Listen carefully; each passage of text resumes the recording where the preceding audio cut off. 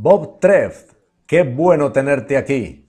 He estado leyendo tu revista El Anillo de la Libertad y creo que Dios te ha levantado para este tiempo.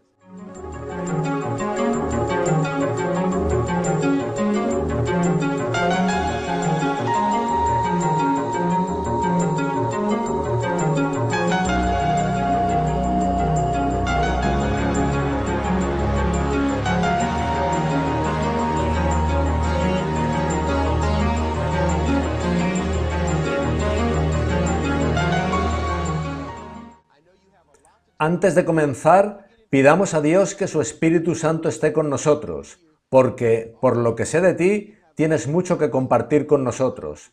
¿Te arrodillarías conmigo? Padre Celestial, te pido estés con mi hermano Bob Treff. Te doy gracias por haberlo levantado para este tiempo crítico para la Iglesia Adventista del Séptimo Día. Unge sus labios para su alto llamado, ahora que nos trae revelaciones de lo que sucede no solo en el mundo, sino también en la Iglesia, y cómo ello conduce a las profecías del fin. Dedicamos este vídeo a tu nombre, honor y gloria, en el santo y bendito nombre de Jesús. Amén.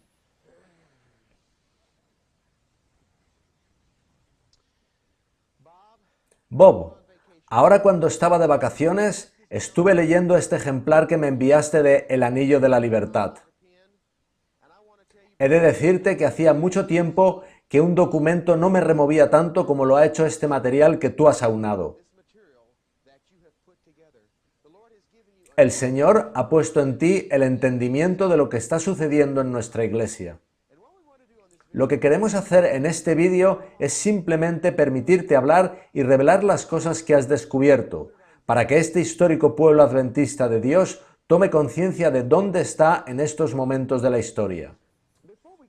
No obstante, antes de entrar en eso, creo que al pueblo adventista que esté viendo este vídeo le gustaría conocer quién eres tú. Para serte completamente sincero, hace tan solo un año yo no sabía quién era Bob Treff, pero de repente todo el mundo habla de El Anillo de la Libertad y de su fabuloso contenido. Cuéntanos de ti. ¿Siempre fuiste adventista del séptimo día? ¿Te formaste en nuestro sistema educativo? ¿Cómo surgió el Anillo de la Libertad? Cuéntanos cómo llegaste hasta aquí, Bob. Antes de nada, John, quiero decir que es un privilegio estar aquí. Creo que estamos en deuda contigo por el trabajo que has hecho con este programa. Ha despertado a la Iglesia como nada más lo ha hecho. Es un honor estar aquí contigo. Yo soy un adventista de tercera generación. Crecí en el amor al Señor. Mis padres eran devotos. De niño y de adolescente pasé mucho tiempo caminando por la naturaleza, y todavía lo hago. Siempre he amado la influencia del Espíritu de Dios que viene por la palabra así como por la naturaleza. De niño era plenamente consciente del segundo advenimiento. En mi dormitorio tenía una foto de la escena. Incluso le pedí al Señor que me mostrara en sueños cómo sería. También era plenamente consciente de los eventos de los tiempos del fin. A los 11 años más o menos leí El conflicto de los siglos. Quedé estupefacto con lo que leí. Conmovió mi corazón como nada antes lo había hecho, y me preguntaba por qué no se escuchaba de eso en los sermones.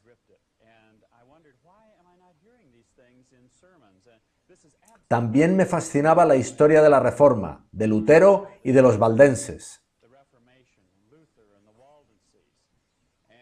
Desde entonces, siempre que he podido, me he hecho con libros antiguos de teología histórica y los he leído.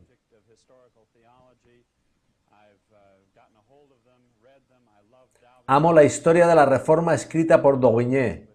Ellen y James White la leían los sábados por la tarde, y mientras continuaba mi formación en el instituto y en la universidad, mi hambre por el Señor se acrecentaba más y más. Durante mi etapa universitaria, empleaba 3 y 4 horas diarias estudiando la Biblia y el espíritu de profecía. Tenía una moto Honda con la que subía a las montañas de Tennessee y del norte de Georgia para estar en comunión con el Señor entre ríos, lagos y cascadas. ¿Fuiste a la Universidad Misionera del Sur como yo? Sí, y también a la de la Unión Atlántica. Recorrí todo nuestro sistema educativo salvo el año del jardín de infancia. Así que naciste y creciste como adventista del séptimo día. ¿Puedo preguntarte tu edad, Bob? 42. 42, me ganas por 2 años, yo acabo de cumplir los 40, somos de la misma generación. Pero dime, Bob, ¿qué sucedió en tu etapa universitaria? Efectivamente, los dos somos de la misma generación y ambos hemos visto el giro radical de nuestro movimiento, y eso es algo que nos preocupa y que nos ha llevado a ambos a hacer lo que hacemos ahora. Pero tú me preguntabas qué fue lo que vi en la universidad que me preocupó y me condicionó. En la residencia puedes ir del primer dormitorio hasta el último y no perderte una sola palabra de la principal emisora de rock. Ah, ¿tú también te diste cuenta? Sí, la cosa era tan grave que un estudiante de 16 años, el hijo de un médico, vino un día a mí y me dijo: Bob, me estoy volviendo loco aquí con toda esta mundanalidad y música saliendo de cada dormitorio. Aquí no tengo paz.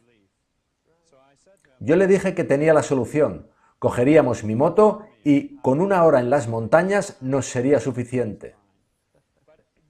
Fue entonces cuando leí en el Espíritu de Profecía que el amanecer y la puesta de sol son tiempos que tiene Dios para encontrarse con los jóvenes.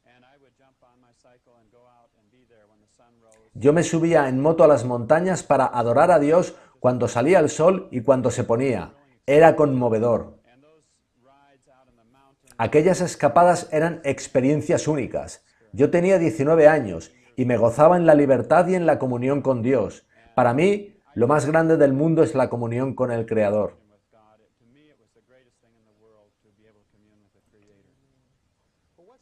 ¿Qué comenzó a suceder en la universidad que te ayudó a darte cuenta de que las cosas no iban bien en la iglesia adventista?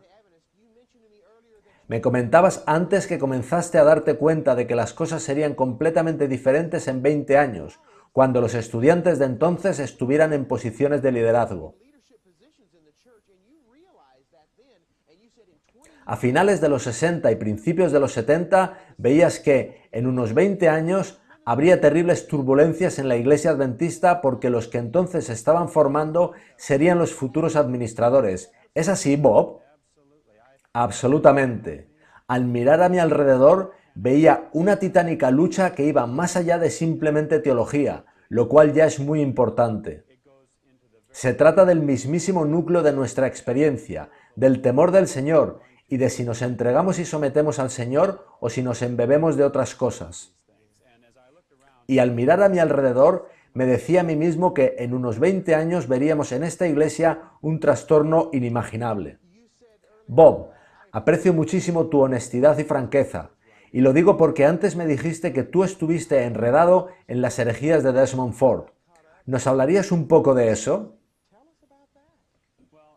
Bueno, yo pasé una temporada en África, bajo el cuerpo de voluntarios adventistas, enseñando en instituto y universidad sobre Biblia y espíritu de profecía. En la universidad había un excelente profesor de Biblia que comprendía muy bien la gran controversia. Cuando volví al seminario, quedé impactado por el espíritu ecuménico que en él se respiraba. Hay buenos hombres allí, pero lo que predomina es el ecumenismo. Era realmente inquietante. Ya sabemos que se enseña nueva teología. Ahora también se usa la visión 2020. Hay departamentos enteros metidos en todo eso. Pero, ¿cómo fuiste arrastrado por la corriente de Desmond Ford?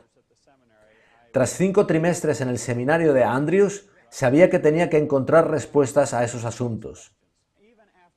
Incluso tras haber estudiado el espíritu de profecía y la Biblia varias horas cada día durante años, me alarmaban tanto las cosas que estaba encontrando que supe que necesitaba tiempo para responder a estos asuntos por mí mismo. En la Universidad Misionera del Sur yo vi cómo se retorcían las cosas con respecto al santuario celestial. Aquello no encajaba con el libro El conflicto de los siglos, tampoco con los mensajes de los 3 ángeles. El enfoque completo del seminario era muy preocupante. La aproximación a Roma era muy significativa. Yo me embebía en el conflicto de los siglos, y aquello no cuadraba con lo que me habían enseñado. De hecho, justo después de volver de África, tenía una clase en la que abiertamente teníamos libros ecuménicos. Uno de ellos, Nuevas formas de adoración, de James F. White, abogaba por adorar con bailarines profesionales. También recomendaba bailar a toda la congregación, todo ello en Andrews. No es de extrañar, por tanto, lo que se oye actualmente a nuestros predicadores. Los más mayores ven que no casa con lo que oían hace 30 o 40 años y no entienden el porqué del cambio. La razón es que nuestros ministros han sido formados en el ecumenismo. Y no solo eso se introdujo hace mucho en el sistema educativo. En el seminario había un profesor muy comprometido que, a veces, tenía que ayunar durante días antes de tocar ciertos temas debido a la hostilidad de los colegas que se habían formado en nuestras universidades. En cualquier caso, en aquella clase yo tuve que criticar aquel libro en particular. El autor incluso sugería que la era literaria ya había pasado, que era la hora del estandarte del amor y de la paz, y que ya estaba superada la época de estudiar la Biblia. Así que yo dije que el autor era ecuménico, que no podíamos aceptar el libro y que debíamos encontrar nuestros principios de adoración en la palabra de Dios y el espíritu de profecía. El profesor se puso furioso, entró en clase leyendo los análisis que habían hecho los alumnos. Cuando llegó al mío, exclamó: «Ecumenismo no es una palabra sucia». La indignación enrojeció su cara. Tomó extractos de mi papel y los retorció sacándolos de contexto. 2 semanas después me llamó a su despacho y me preguntó si yo era americano, a lo que le respondí que sí. También me preguntó si era adventista de toda la vida, a lo que también le respondí que sí. También si mis padres eran adventistas, a lo que también le respondí que sí. Eran preguntas de este tipo. Finalmente me dijo: «¿Le has dado duro a nuestro libro de texto?». Yo le respondí que sí. Y él me dijo: «Si el autor estuviera aquí delante, ¿no crees que deberíamos hablar con él?». Él se refería a diálogo ecuménico. Yo le respondí: «Con mucho gusto hablaría con él, pero su libro es abiertamente opuesto al mensaje del primer ángel». El profesor se quedó boquiabierto y yo me fui de su despacho. Este tipo de cosas son exactamente las que yo me encontraba en la Universidad del Sur. Entré en ella en 1970 y poco a poco me fui desilusionando. Cuando el Señor me llamó al ministerio y volví a la Universidad del Sur en 1979, lo que me encontré fue exactamente lo que tú has estado describiendo. Me encontré aislado y enfrentado a toda mi clase de teología y al mismísimo profesor defendiendo 1844, el santuario celestial, la perfección de carácter y el espíritu de profecía, todas nuestras doctrinas fundamentales. Era increíble, y ahora veo que a ti te sucedió exactamente lo mismo en tu universidad. Yo me tomé un descanso, me fui a trabajar con mi padre, di estudios bíblicos y remodelamos una serie de casas para costear deudas pendientes por los viajes a África. Finalmente, la conferencia me ofreció un distrito, pero en aquel momento yo tenía que terminar mi doctorado en medicina y también mi máster en teología. Y cuando estaba comenzando mi tesis para el máster, empecé también como profesor en la universidad. Nunca había estado tan ocupado. Así que también diste clases en la universidad. Sí, prácticamente de todas las asignaturas, incluyendo las más inusuales, como arameo bíblico. ¿Cómo adquieres tu mentalidad actual? ¿Cómo sales de todo aquello que te encontraste en la universidad? A mí me preguntan habitualmente cómo sobreviví a nuestro sistema educativo, y es algo que ahora te pregunto yo a ti.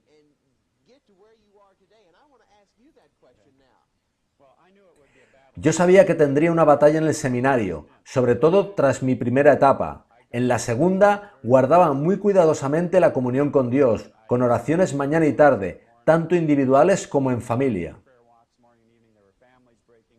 A nuestro alrededor había familias desintegrándose y compañeros vendiendo sus libros del espíritu de profecía y abandonando el ministerio, todo ese tipo de cosas. Yo dedicaba un tiempo cada día a dar respuesta a preguntas que me hacía como resultado de dudas surgidas en las clases. Y una de las clases era tan sutilmente satánica que tras casi cada clase tenía que estar 2 horas en comunión con el Señor para deshacerme del espíritu maligno que me acechaba.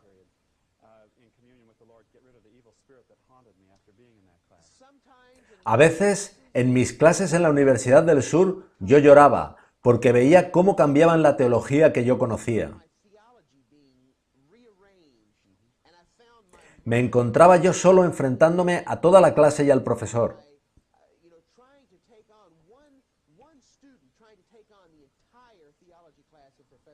Era impresionante, Bob.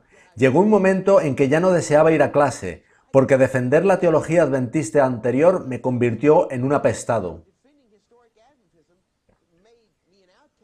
Pero ahora, al mirar hacia atrás, me doy cuenta de que el Señor me estaba preparando para este tiempo. Si no hubiera vivido el ataque que sufrí como estudiante, no podría resistir la persecución y desprecio que se hace ahora a mi ministerio independiente. Alabado sea el Señor.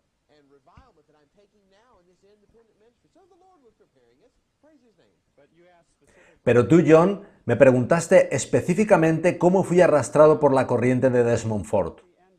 Justo antes de regresar al seminario para continuar mis estudios, nos hicimos con casetes de Desmond Ford, que acababa de venir de Australia a la Universidad de la Unión Pacífica. Él afirmaba que la justificación por la fe es el mensaje del tercer ángel en verdad, justamente lo que dice Ellen White. Él era una personalidad realmente cautivadora y de una apariencia muy humilde. Creo que escuché unos 8 sermones suyos mientras trabajaba remodelando casas. Y cuando volvimos al seminario, el movimiento de Desmond Ford estaba allí en pleno auge. Había muchos estudiantes australianos, así como americanos, muchos eran abogados y en general gente muy brillante. Eran nuestros principales amigos, comíamos en sus casas y ellos en la nuestra, tuvimos muchas experiencias juntos. Pero ese otoño recibí el cassette del debate que hubo en la universidad. En él, Desmond Ford comenzó a presentar cuál era su auténtica posición sobre el santuario. Y eso comenzó a mover cosas en mi cabeza. Entendí que algo había de erróneo en todo aquello. No casaba con el conflicto de los siglos ni con nuestra posición adventista histórica. Comencé a levantarme día tras día a las 3 de la mañana para pelearme con los textos en hebreo de Levítico 16 y Daniel 8, y con el texto en griego de Hebreos 8, 9 y 10. A la vez yo le pedí al Señor que me diera luz en el asunto. No me limité a investigar ese asunto en profundidad, sino que comencé a investigar un asunto tras otro de toda la teología de Desmond Ford. Primero su idea de la naturaleza del pecado en comparación a la de Ellen White y de las Escrituras.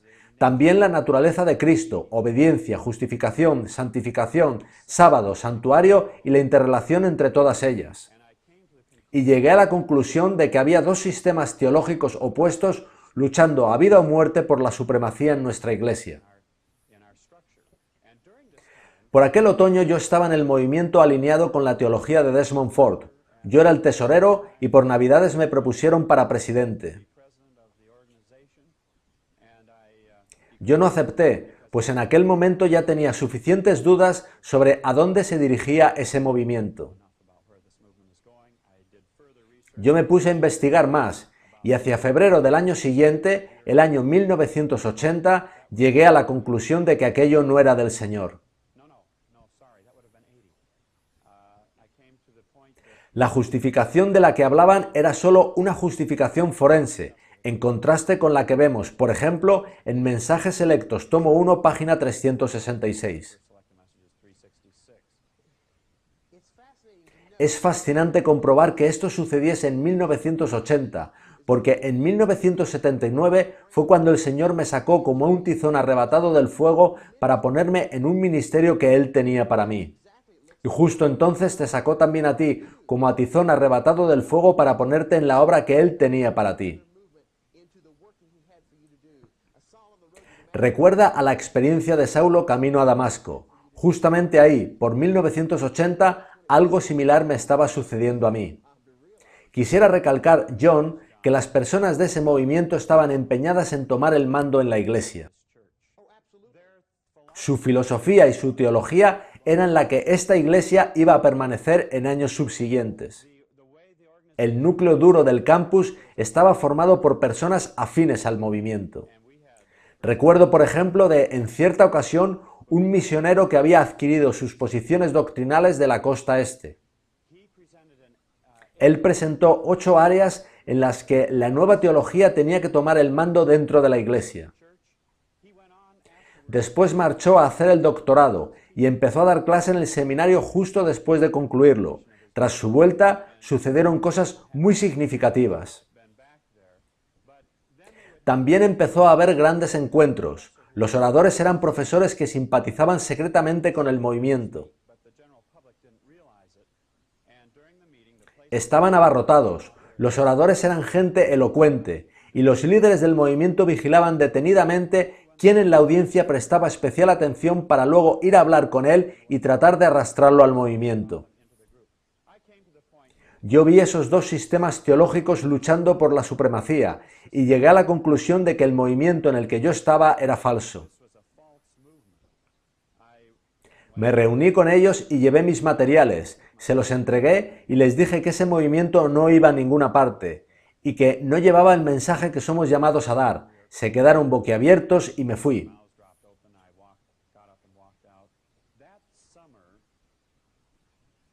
Ese verano tuvo lugar un importante evento en Glacier View. Vino gente de todo el mundo. Supuso un gran gasto. Desmond Ford había empleado 6 meses preparando un documento de 999 páginas que reunía prácticamente todos los argumentos históricos y del pensamiento del momento que podían presentarse en contra del santuario, y fue costeado por la Iglesia.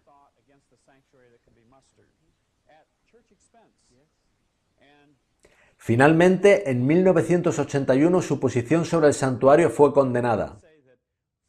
Hay que decir que Desmond Ford obtuvo su doctorado en la Universidad de Manchester, donde su principal profesor fue F.F. Bruce, que pertenecía a la Iglesia de los Hermanos de Plymouth, que defiende que una vez salvo, siempre salvo, y que el anticristo es Antíoco Epífanes. Nosotros también estudiamos a Bruce en la universidad. Había una clase en la que nos hablaban de todos esos teólogos, y yo me preguntaba qué hacíamos estudiando a esa gente. Y veo que lo mismo sucedió contigo, incluso con aquel profesor tuyo que se indignó porque uno de sus alumnos cuestionaba el libro de texto seleccionado.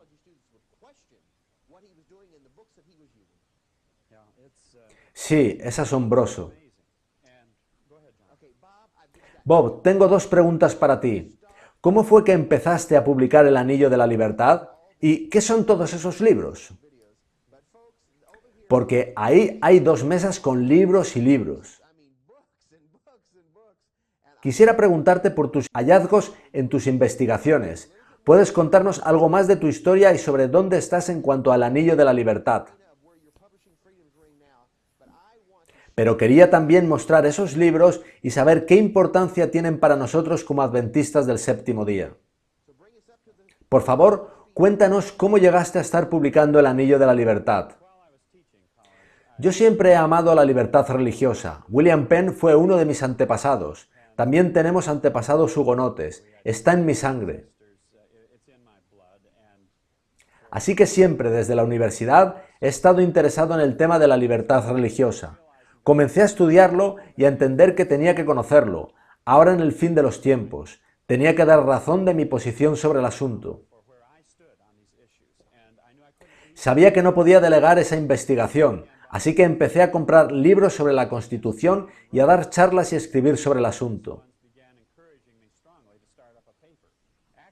Muchos me animaron a lanzar una publicación, así que finalmente empezó a publicarse El Anillo de la Libertad, para el que escribo y hago labores de investigación. Yo puedo asegurarte que fui muy edificado por esos números del Anillo de la Libertad que me enviaste justo antes de irme de vacaciones. Quisiera preguntarte cuál fue la primera vez que tomaste conciencia de nuestro viraje hacia el catolicismo. ¿Fue en la universidad? ¿Cuándo llegaste a darte cuenta del gran movimiento que estaba gestándose para llevar a la Iglesia Adventista hacia el movimiento ecuménico y a abrazar el catolicismo? Porque eso es básicamente lo que señalas aquí página tras página, y lo haces en tal profundidad que me pregunto cuánto hace que eres consciente de ello y cuánto hace que Dios le revela esto a tu mente.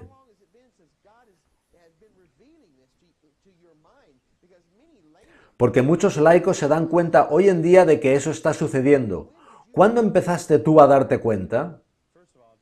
Antes de nada, quiero dar a Dios toda la gloria, porque ha habido veces en que Dios me ha guiado a una librería, he abierto un libro por una cierta página y he comprado ese libro por una sola frase. Pero tú me preguntabas cómo comencé a tomar conciencia de nuestro viraje hacia el catolicismo. Permíteme mostrarte un libro.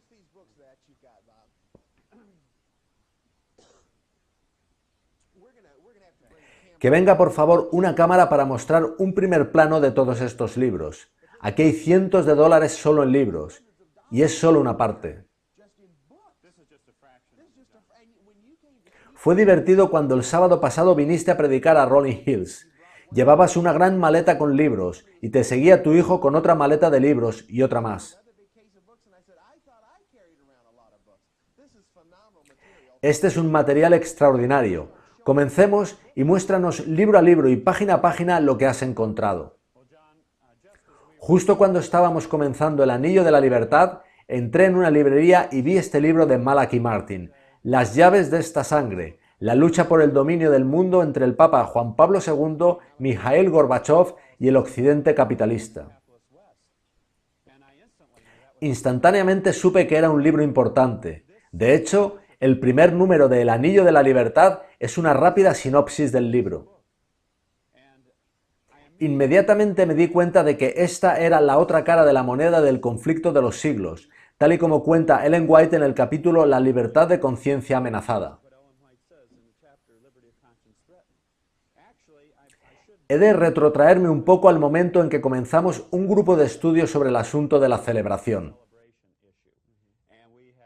Y lo estudiamos a partir del capítulo de El conflicto de los siglos titulado La verdadera conversión es esencial, donde se muestra que este pentecostalismo es el profetizado falso reavivamiento que busca debilitar la verdad. John, lo que yo veo en la Iglesia es una titánica lucha espiritual del Señor tratando de producir el reavivamiento de la piedad primitiva. Y ciertos elementos bajo la influencia del adversario de Cristo haciendo todo lo imposible por impedirlo. Y el papado está muy claramente involucrado en esa lucha. Malachi Martin cuenta cómo el papado estaba involucrado, por supuesto, en derribar el telón de acero y en todos los rápidos sucesos que tuvieron lugar en la Europa del Este con la desaparición del comunismo. Pero yo he estado hablando también de otro libro, El pueblo de Dios, la lucha por el catolicismo mundial, de Penny Lennox.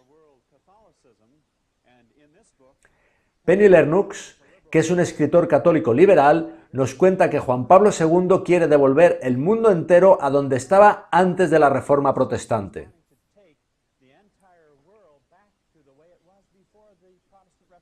Se trata de un movimiento llamado reconstruccionismo, y es un movimiento que implica el integralismo, que pretende integrar toda la vida bajo el dominio del papado.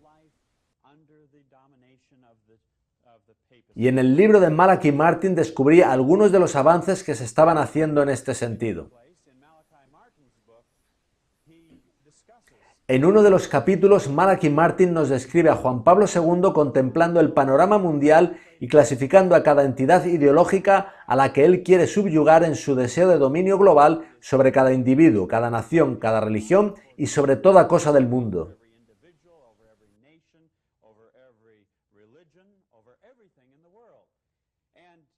Y en esa clasificación aparece una categoría correspondiente a los grupos minoritarios, entre los cuales se cita en el libro a los adventistas del séptimo día.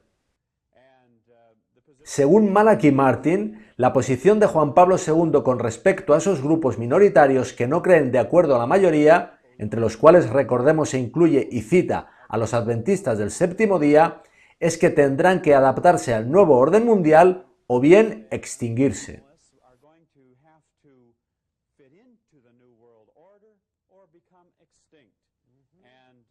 Extinguirse. ¿No te recuerda eso a Apocalipsis 13:15? Y se le permitió infundir aliento a la imagen de la bestia, para que la imagen hablase e hiciese matar a todo el que no la adorase.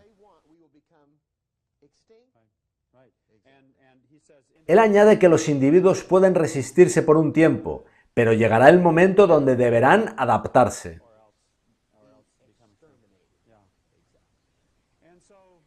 También reflejamos en el Anillo de la Libertad la convicción de Juan Pablo II de que esos grupos minoritarios, entre los que figuraban los adventistas del séptimo día, debían ser absorbidos dentro de la fe de la Iglesia romana.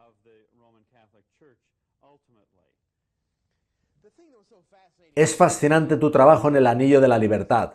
Sería bueno que diésemos a nuestra audiencia el modo en que podrían hacerse con copias.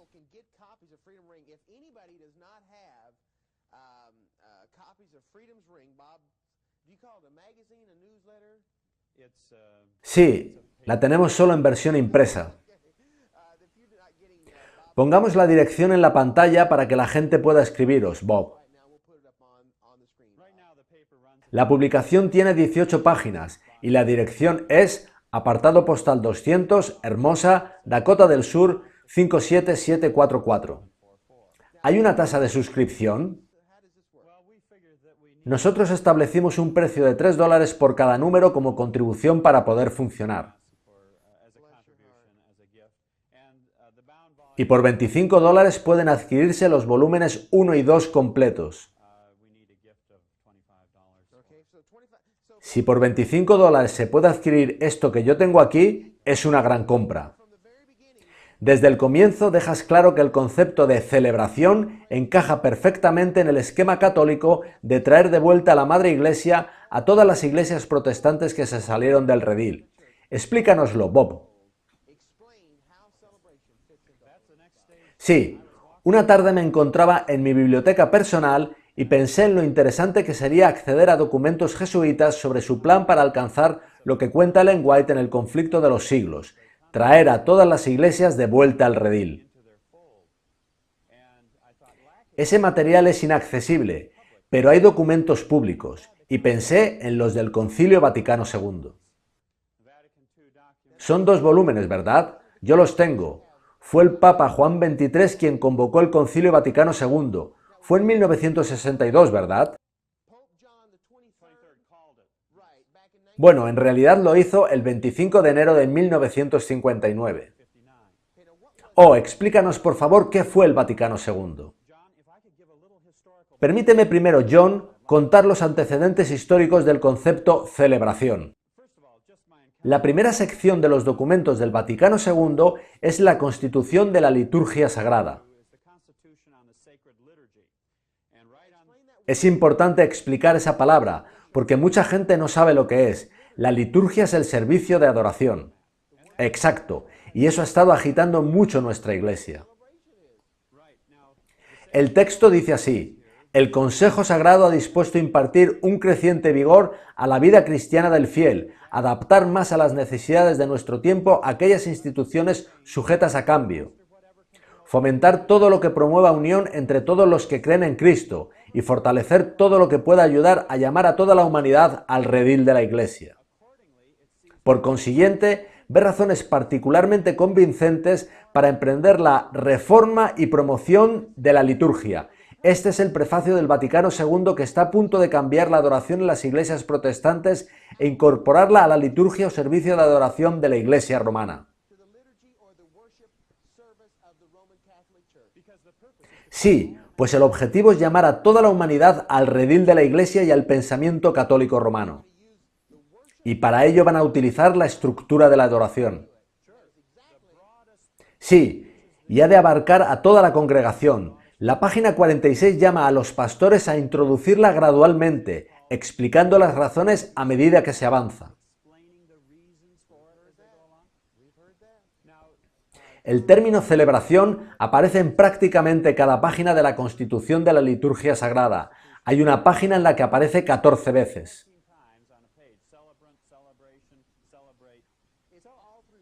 Celebración es un término católico para sus servicios, bodas, funerales, Eucaristía, misas, etc. Todo eso son celebraciones. Hasta el Concilio de Trento fue llamado una celebración, y aquí tenemos la bula para la celebración del Concilio de Trento. Y la realidad es que, desde hace unos años, la palabra celebración aparece por todos lados en nuestra iglesia, periódicos, boletines, todo el mundo menciona esa palabra. De repente, la palabra celebración cobró vida en la Iglesia Adventista del Séptimo Día, y no podía figurarme de dónde vino. La palabra estaba por todos lados, el liderazgo hablaba de celebración, todo era una celebración. Y ahora me doy cuenta de que este fue el término empleado en 1962 en la documentación del Concilio Vaticano II para el tiempo de adoración. Es de ahí de donde proviene.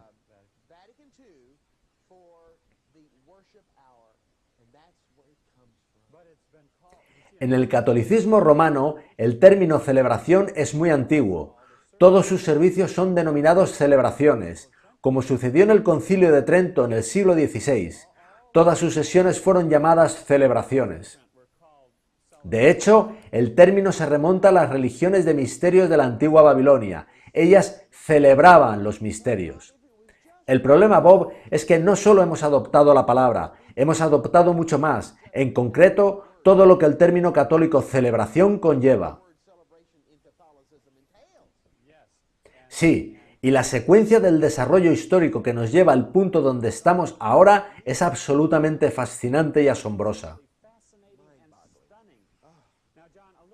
Pero hay más sobre la celebración. De acuerdo con el Vaticano II, el domingo es la principal celebración de Roma. Y empecé a darme cuenta del paralelo entre desarrollos que estaban teniendo lugar en nuestra iglesia con el flujo indicado en la constitución de la liturgia sagrada. Ellos indican que las celebraciones musicales habrían de ser las celebraciones más efectivas. La música popular tenía que ser introducida. Eso era completamente revolucionario hace 25 años, y hay adventistas que eran entonces católicos y cuentan cómo, justo tras el Vaticano II, se introdujeron las guitarras. Toda la música cambió. Pero hay algo que quisiera tratar más tarde en mayor detalle, y es a dónde conduce, en última instancia, el asunto de la celebración.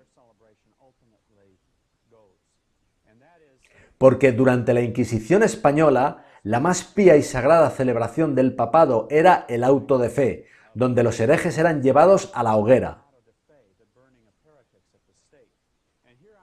Este libro, Historia de la Inquisición en España, de Henry Charles Lee, es la obra más concluyente sobre el asunto. Henry Charles Lee accedió a los mismísimos archivos españoles y cuenta que la quema de herejes en la hoguera era celebrada. Ponían un coro cantando, asistían multitud de nobles e incluso el rey estaba presente. El libro tiene un capítulo titulado La celebración, referido a la celebración del auto de fe. Si los que iban a ser quemados se amedrentaban y pedían reconciliación con la Iglesia, los inquisidores deliberaban, y si estos decidían acceder a la petición, la ley canónica decía que tenían que pasar el resto de sus días en prisión.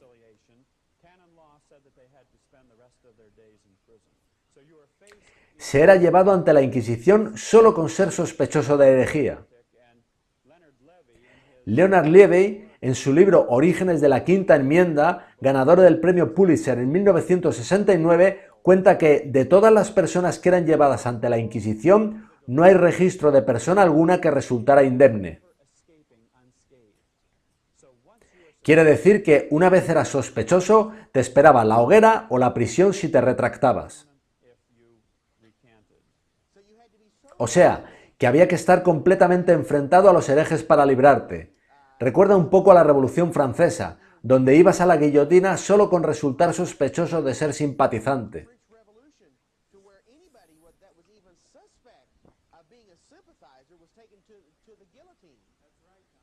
Así es, John. Henry Charles Lee tiene otro libro titulado La Inquisición de la Edad Media. Esta es solo una edición resumida. La edición completa con los 3 volúmenes es mucho más gruesa. Él cuenta cómo los inquisidores podían interrogar a toda la población de un lugar acerca de lo que sabían sobre posibles herejes. Solo había una manera de escapar, y era cuando la población acordaba no contar nada unos de otros. Eso era el principio de la Inquisición. Luego los inquisidores encontraron otros medios. Pero la traición a otros era la prueba de la conversión.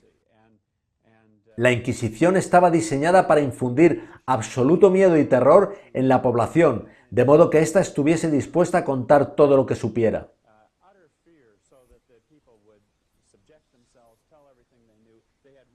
Ellos mantenían registros por toda Europa de todos los herejes y de sus genealogías. Pero Bob, eso fue hace cientos de años. No tiene nada que ver con la Iglesia Adventista y nuestra realidad actual, ¿no? Bueno, ¿qué nos dice el conflicto de los siglos en su capítulo La libertad de conciencia amenazada? Eso vuelve. Y el Papa tiene absolutamente claro que es ahí a donde quiere llevarnos. La Inquisición era el intento de imponer uniformidad y unidad en la Iglesia. Y en nombre de la unidad quemaban, encarcelaban o torturaban a gente. Así que la persecución que vemos hoy dentro del adventismo es minúscula en comparación a la que vamos a ver. Esto es solo el comienzo. En el pasado no comenzó con la Inquisición realizando estos horrendos crímenes contra la humanidad. Comenzó sutilmente, como lo hace sutilmente ahora en la Iglesia Adventista del Séptimo Día. Pero esto no es nada, esto es un juego de niños comparado con lo que el pueblo de Dios va a tener que sufrir de sus propios hermanos adventistas.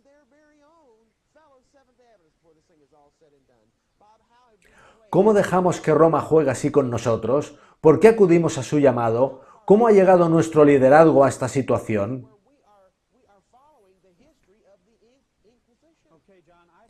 Permíteme, John, repasar el desarrollo histórico de estas cosas ciñéndonos a los hechos. Nosotros los adventistas sabemos que en la década de 1950 hay una tremenda conmoción en nuestra iglesia por nuestras reuniones con evangélicos. En 1957 se publica Preguntas sobre Doctrina. Y es muy interesante que en 1958 G.C. Berkouwer, un prominente teólogo holandés reformado, editó un libro titulado Desarrollos recientes en el pensamiento católico romano. En él advierte al mundo cristiano de que, si no toma una posición basada en la palabra de Dios, recaerá en las decisiones ex cátedra de Roma. En el año siguiente, 1959, el Papa Juan XXIII anuncia el 25 de enero su intención de convocar un concilio ecuménico. De 1962 a 1965 se celebra el Concilio Vaticano II, que cambiaría para siempre la fachada del mundo religioso y que aboga por unos revitalizados servicios de celebración que atraigan al mundo de vuelta al redil de Roma. Ahora, justo después de ese concilio, en 1966, comienza a prorrumpir el movimiento católico carismático. Todo esto está documentado en este libro de Edward D. O'Connor, El movimiento pentecostal, el estudio definitivo de un renacimiento espiritual dinámico desde la posición de la teología católica y su importancia en la vida católica. O sea, católicos mirando al pentecostalismo. Me gustaría ver eso. La verdad, John, es que hay mucho más material sobre esto. Católicos mirando al pentecostalismo por cómo encaja este con la estrategia católica de unificar todas las iglesias. Planifican usar el hablar en lenguas y el movimiento carismático. Todo eso es consistente con el mensaje de amor y unidad que tanto escuchamos hoy en día en nuestra iglesia. Es el sentimentalismo enfermizo del que habla Ellen White. Hemos sido inundados por todas partes con este eslogan de amor y unidad que proviene directamente del Vaticano II. Es fantástico poder leer tu material. Describe lo que está sucediendo en nuestra iglesia. Proviene del Vaticano II en 1962, pero lo estamos viendo ahora. Exactamente. Si no caminamos ceñidos al Señor, seremos barridos por todo esto. En el fin del tiempo hay solo dos posiciones, la de los mensajes de los tres ángeles y Babilonia. Sarah Diamond, una socióloga, en su libro Guerra espiritual, la política de la derecha cristiana, nos documenta los contactos a alto nivel entre el movimiento carismático católico de 1 millón de miembros y el movimiento carismático protestante.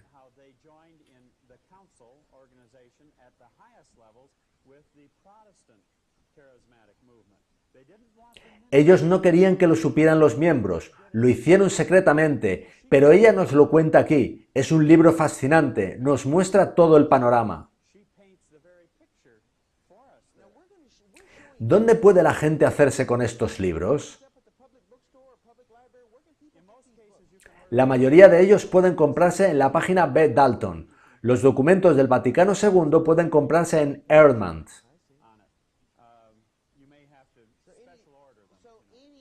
Veo que aquí se habla de cómo ellos consideran que deben educar al ministerio en la celebración. Es justo eso lo que estamos viendo en nuestra iglesia.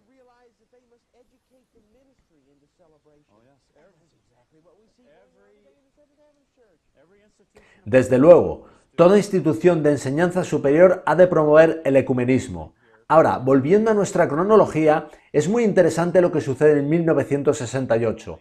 Ahí nos unimos a una parte muy significativa del Consejo Mundial de Iglesias, llamada Familias Confesionales Mundiales. Y lo documenta este libro titulado Diccionario del Movimiento Ecuménico. Así que en 1968 nos unimos a las Familias Confesionales Mundiales, que es una parte muy significativa del Consejo Mundial de Iglesias.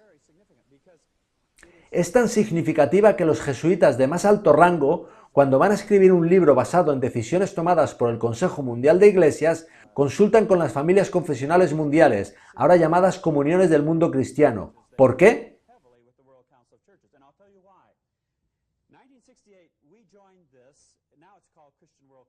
En 1968 nos unimos nosotros, y el mismo año se unió el Secretariado Vaticano para promover la unidad cristiana.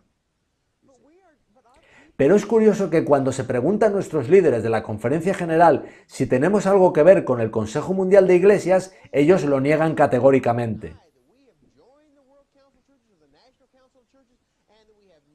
Aseguran que participamos a nivel consultivo pero que no somos miembros. Alegan que son invenciones de esos ministerios independientes que hacen una montaña de un grano de arena. Sin embargo, tú nos dices lo contrario.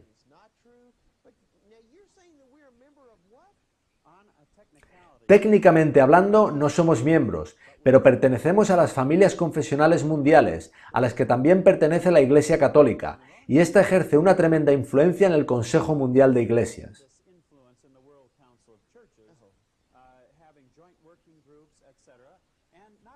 Y no solo eso, sino que también estamos en la Comisión Fe y Orden, que es la comisión más importante en el Consejo Mundial de Iglesias.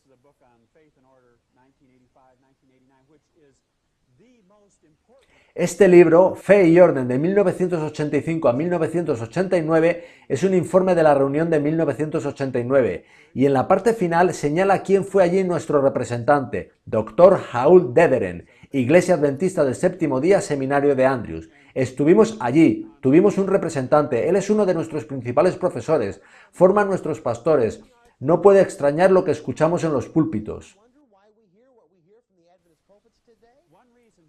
Una razón, John, por la que nuestro ministerio a nivel mundial no hizo verdaderamente frente a Desmond Ford es que ya habíamos avanzado en el sendero de su teología. Las posiciones de la nueva teología sobre la naturaleza del pecado y la naturaleza de Cristo se estaban enseñando ya en el seminario. Tú escribes aquí que el patrón establecido fue celebrar para luego aplastar. ¿Qué quiere decir eso?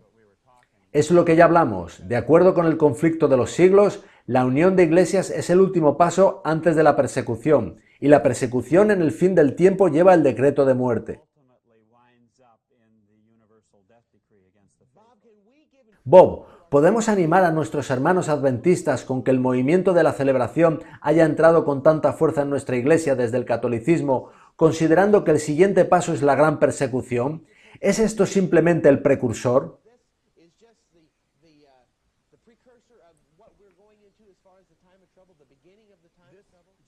John, esa posición no es solo mía. Hablo con eminentes y prominentes líderes fieles de nuestra iglesia y ellos están de acuerdo en que estamos en los preliminares de algo que va a desarrollarse, que va a ir a más y que va a hacerse global.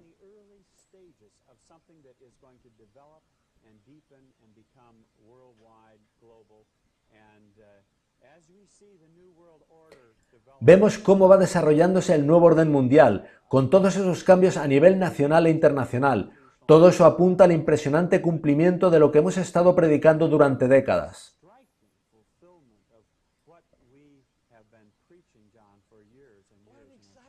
¡Qué tiempo tan apasionante el que vivimos! ¿Qué relación tiene la celebración con los mensajes de los tres ángeles? Para el catolicismo romano y para el Consejo Mundial de Iglesias, celebración es el término clave que usan para los cambios que quieren acometer a nivel litúrgico, así como su término clave para los sindicatos es solidaridad. Ha sido así tanto aquí en América como en Polonia.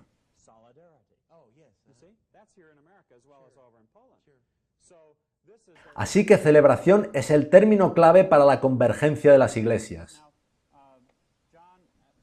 En 1974 tiene lugar la unión secreta a alto nivel entre católicos y protestantes carismáticos.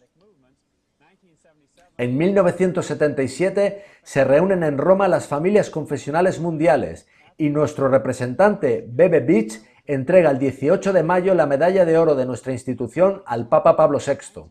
En 1981 el sacerdote católico Brown da el discurso inaugural en la Convención Mundial de la Confraternidad de Hombres de Negocio para el Evangelio.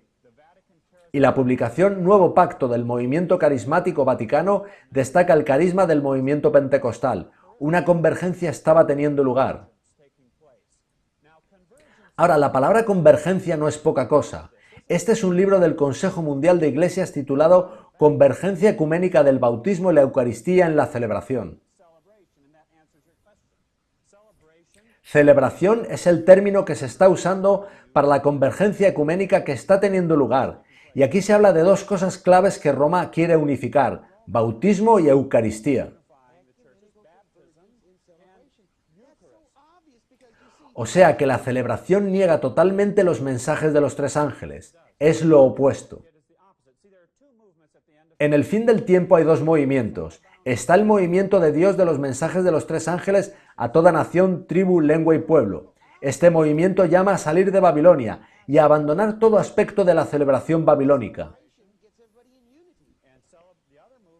El otro movimiento es el ecuménico, que está tratando de llevar a todo el mundo a Babilonia, con la coalición del papado, el espiritismo y el protestantismo apóstata. Así que vamos a ver gran confusión. Vamos a ver a mucha gente irse y a gente pasando de un movimiento a otro. Pero lo que lo va a definir todo es el mensaje de los tres ángeles, porque en ellos está la clave de la verdad. Ahora, John, este libro fue publicado en los años 80 y describe que hay dos vertientes en la celebración.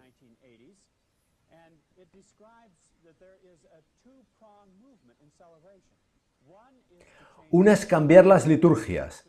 Al irse juntando las iglesias teológica y ecuménicamente, la liturgia expresa esa convergencia que está teniendo lugar en el pensamiento de las iglesias. Así que esa primera vertiente es la convergencia litúrgica, tendiendo a adoptar el mismo estilo de adoración.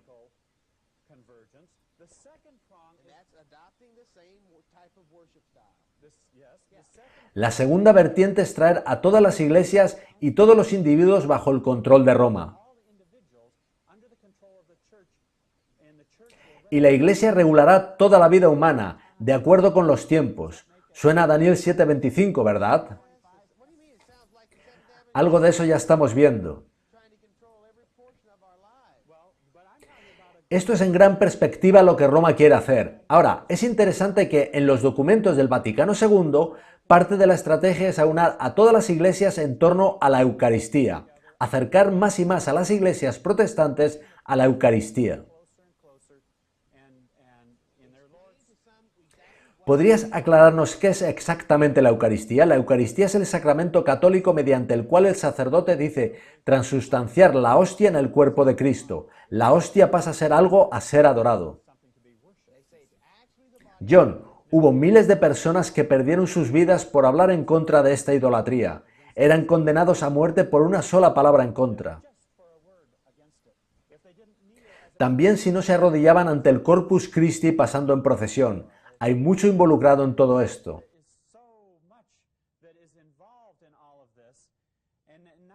En 1982, un prominente teólogo adventista, en representación de nuestra Iglesia, firmó un documento muy crítico.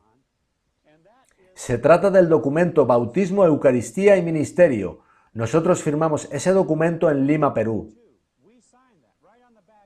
Dice así: más de 100 teólogos se reunieron en Lima, Perú, en enero de 1982 y recomendaron unánimemente transmitir este acuerdo, el texto de Lima, para el estudio común y la respuesta oficial de las iglesias.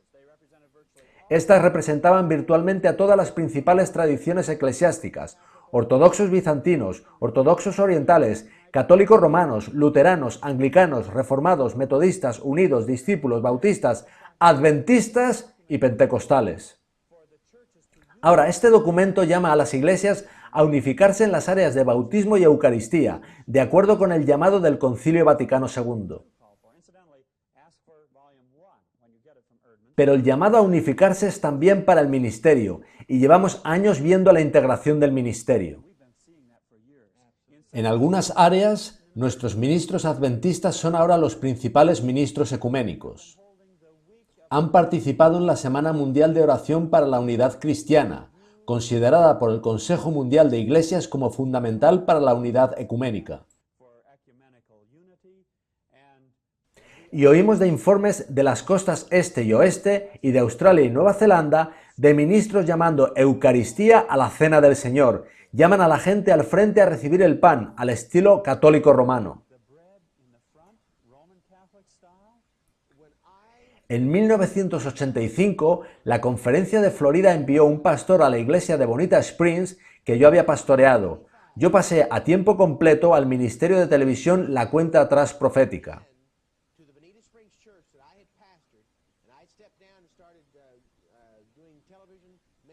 Pues bien, yo quedé asustado cuando ese pastor adventista enviado por la conferencia para tomar mi posición y, por cierto, también para expulsarme de la iglesia, comenzó a usar el término Eucaristía para referirse a la Cena del Señor.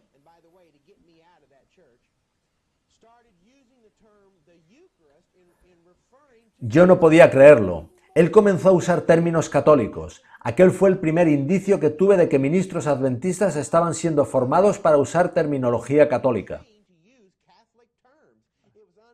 En el Anillo de la Libertad no solo explicas cómo celebración es la palabra clave vaticana para el nuevo estilo de servicios eclesiásticos.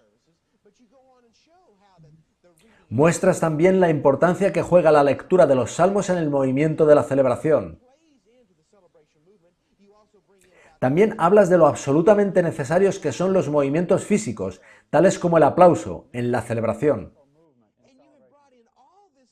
Bob, Tú has investigado en todas estas fuentes católicas para ver cómo todo esto emanó del Vaticano II para la celebración, el jardín de oración, el aplauso, la lectura de los salmos, las palabras en la pantalla y, por supuesto, está también la música. Todo esto ha sido planificado.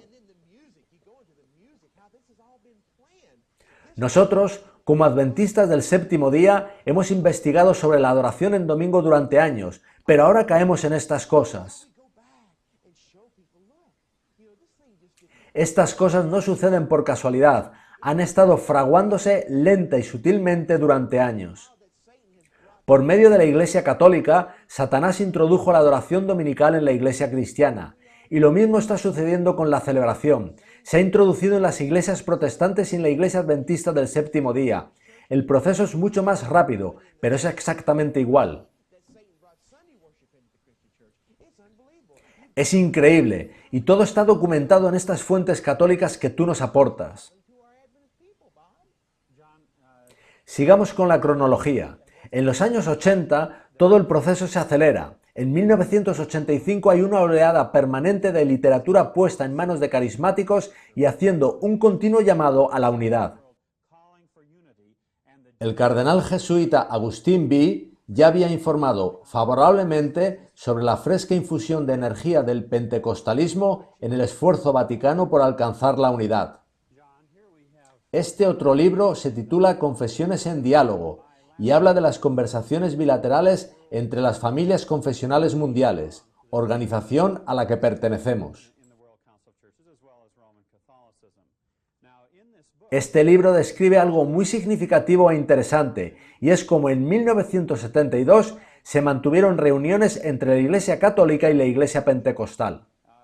El diálogo fue bajo el auspicio del Secretariado Vaticano para promover la unidad cristiana y tuvo sus comienzos en 1969 y 1970. Ahora, el Vaticano entró en las familias confesionales mundiales en 1968, el mismo año que nosotros, y en 1969 estaban hablando con los pentecostales. ¿Estás diciendo o insinuando que está habiendo algún tipo de unión entre la Iglesia Católica y la Iglesia Pentecostal para utilizar el movimiento carismático pentecostal de habla en lenguas para unificar las iglesias a nivel mundial?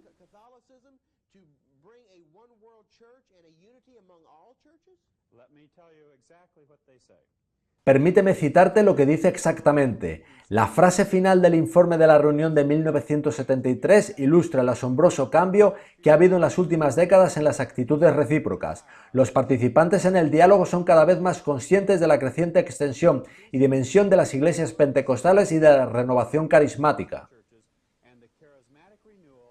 Y son conscientes de que estos movimientos podrían tener profundas repercusiones en la renovación de las iglesias y el progreso hacia la unidad cristiana.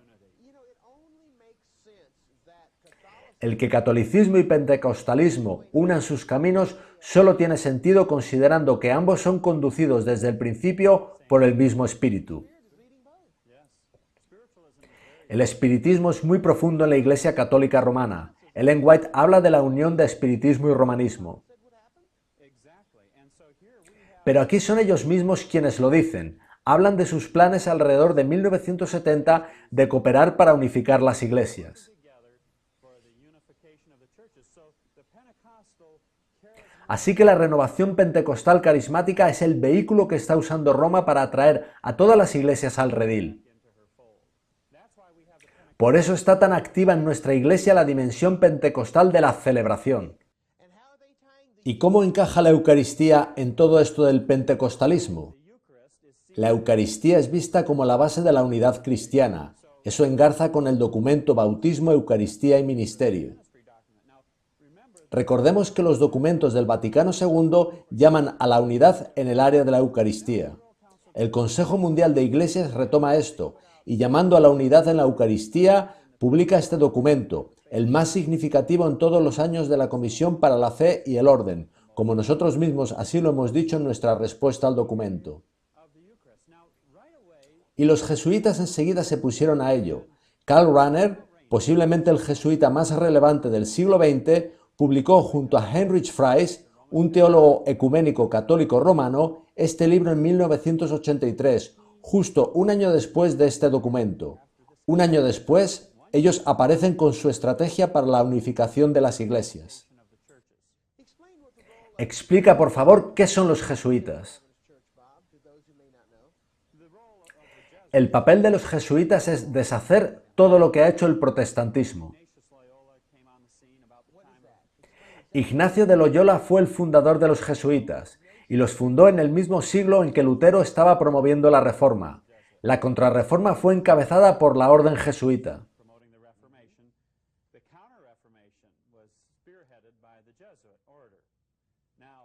Y esto engarza con el misticismo que se está introduciendo ahora en nuestras iglesias, porque se trata de la introducción de los ejercicios espirituales de los jesuitas, y me gustaría hablar después de esto en mayor profundidad.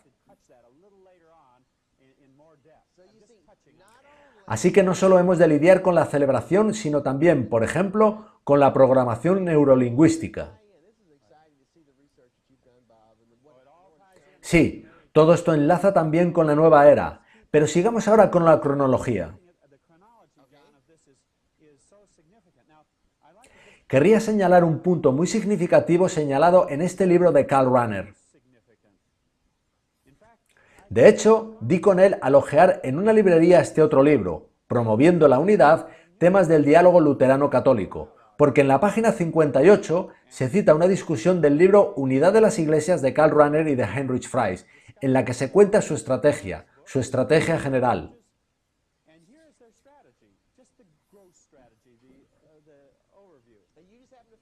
Así que, pasando por una librería, diste con este material. Así es, sus autores, George Anderson y James Crumley, cuentan esto. En contraste con esto, la atención de Rahner y Fries se enfoca en lo jerárquico, jurídico e institucional. Así que ellos están pensando en traer unificación en las iglesias utilizando los patrones jerárquicos y jurídicos y la dimensión institucional de estas. La cita sigue diciendo: se considera que la unificación debe avanzar de arriba para abajo, de los niveles más altos a los más bajos. Quizás la indicación más vívida de esto es cuando ellos argumentan que los protestantes, en su conjunto, son tan pasivos dentro de su membresía como los católicos y por tanto es de esperar que sigan a sus líderes en la unión con Roma. Tras leer esta cita supe que tenía que comprar el libro de Rahner. Vamos a ver qué más dice él sobre este mismo asunto.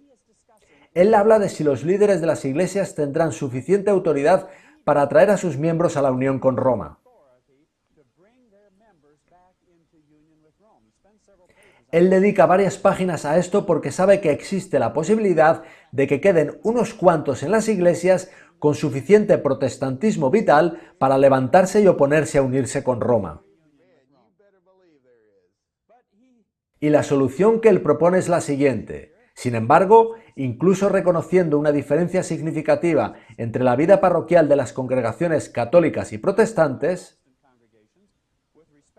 con respecto al liderazgo eclesiástico, la congregación promedio en las iglesias protestantes practica, de hecho, usualmente el tipo de obediencia a sus líderes que es habitual en la iglesia católica.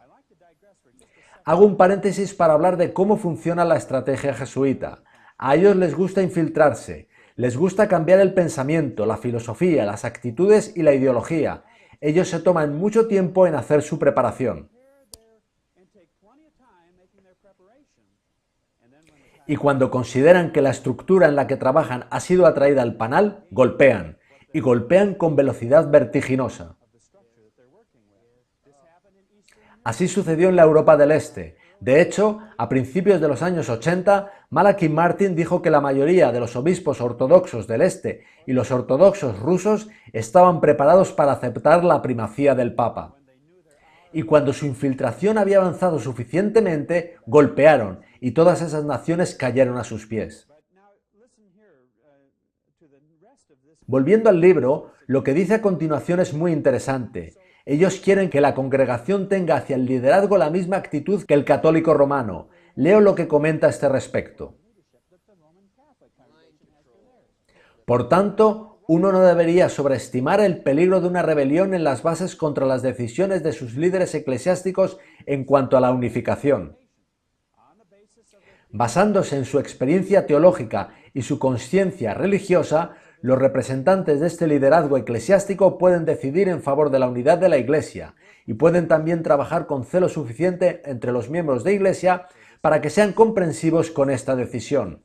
Así que, si comienza una rebelión de las bases, el liderazgo eclesiástico simplemente tiene que ser un poco más celoso y usar su experiencia que la persona promedio no tiene para llevarlos al redil paso a paso. Es un proceso de paso-etapa.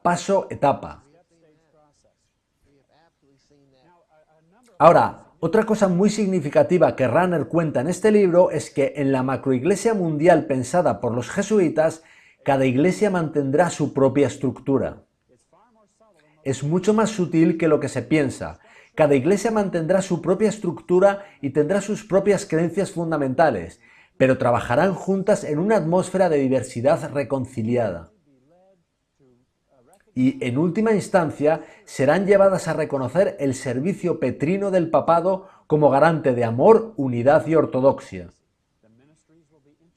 Y los ministerios serán integrados trabajando juntos en el mismo tipo de programas, y ya estamos viendo esto en nuestra iglesia. Bob, todo esto que nos cuentas es asombroso y es muy fuerte. Nuestra audiencia tendrá que ver estos vídeos probablemente más de una vez.